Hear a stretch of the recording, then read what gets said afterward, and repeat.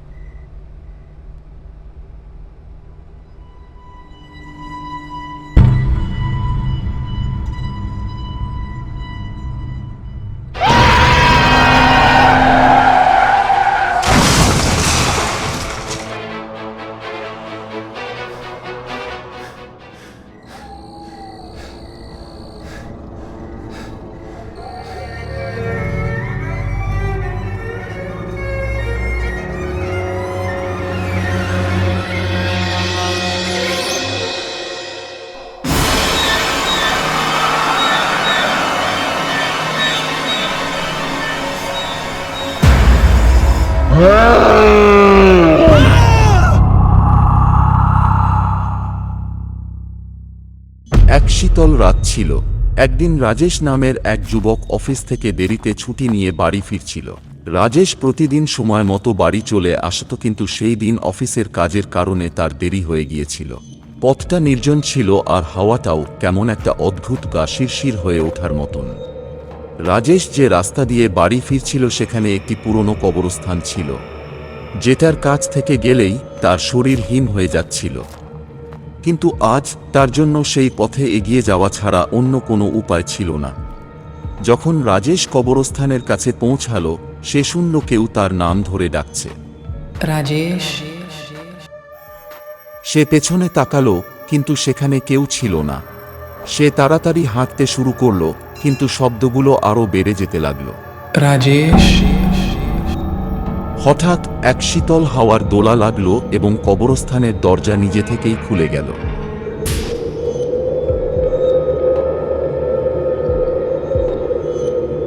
রাজেশের দৃষ্টিতে এলো একটি সাদা রূপ,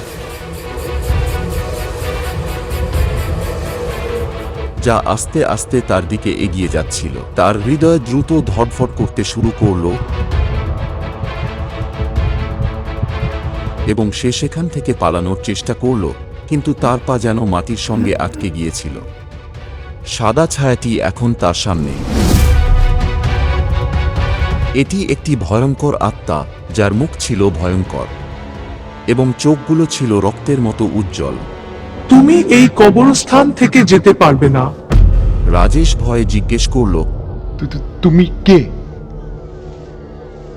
আমার থেকে কি চাও? সে বলল যে সে এই কবরস্থানে একটি অসম্পূর্ণ আত্মা, যে তার মৃত্যুর প্রতিশোধ নিতে বিচরণ করছে। সে বলল, তোমাকে আমার সাহায্য করতে হবে, না হলে আমি তোমাকে কখনোই এখান থেকে চলে যেতে দেব না। রাজেশ সাহস সংগ্রহ করে প্রশ্ন করল। আমি কিভাবে তোমার সাহায্য করতে পারি?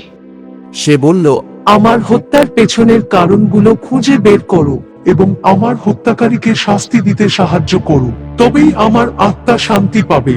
রাজেশ তার কথা শুনে রাজি হল এবং পরের দিন থেকে সেই রহস্যের সমাধানে কাজ শুরু করল। কিছু সপ্তাহের কঠোর পরিশ্রমের পর রাজেশ অবশেষে সত্যটি খুঁজে বের করল এবং ভয়ঙ্কর আত্মার হত্যাকারীকে পুলিশের হাতে তুলে দিল। যখন হত্যাকারী শাস্তি পেল, তখন ভয়ঙ্কর আত্মা শান্তি পেয়ে রাজেশের পিছু ছেড়ে চলে গেল।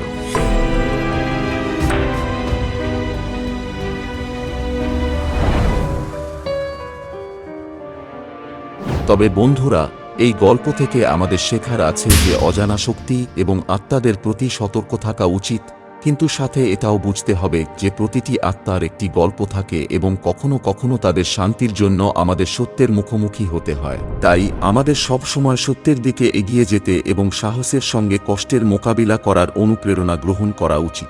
আজকের গল্প এখানেই শেষ। আবার দেখা হবে একটি নতুন গল্পের সাথে। ধন্যবাদ।